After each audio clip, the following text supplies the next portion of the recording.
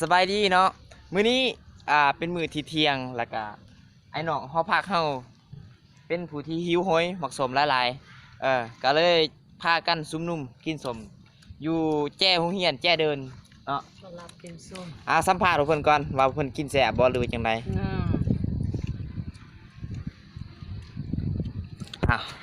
เปลี่ยนกองหน้าแนวใดล่ะบัดนี้ อ้าวจะได้แซ่บบ่แซ่บแซ่บได้ ภาษามงว่ากินสมอันใดได้นอกเกาน อกเกาเดี๋ยวอันนี้เด้นอกเกาน อกเกานี่เด้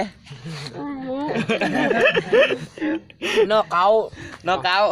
น อกเกาน อกเกาถือบ่คืออันนี้เคลื่อนแจ้วยังนี่นำของเนียบแล้วแม่ผู้ตามเนี้ยเป็นปูตั้มใส่ตรงเนี้ยแจ้วยังเกินนี่ภาษาเจ้าอ้วนอะไรก็เจียวธรรมดา แจ้วนั่นเลยแจ้วธรรมดาเจียวใส่ปลาแดกแจ้วใส่ปลาแดก อันคือมาแจ้วปลาแดกเนาะเป็นจะได้มือนี้จริงอยากกินสมรู้สึกเนี่ยอะไรรู้สึกว่าขาซิบไหนขาดอาซิดโอ้นี่นักเคมีเอง จะได้กินอะไรไปจะได้รู้สึกจะได้กินแล้วรู้สึกว่าบ่เหงาบ่เหงานอนแสดงว่ากินนี่เพื่อแกงเอานอนเพื่อกับเพิ่มกำลังกายแห้ง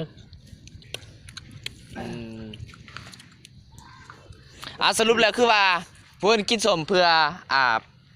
ปรับอาการหรือว่าปรับห่างกายบ่เฮ็ดให้จากนอนว่าซั่นๆเนาะจึงพากันมาสุนุ่มกินสม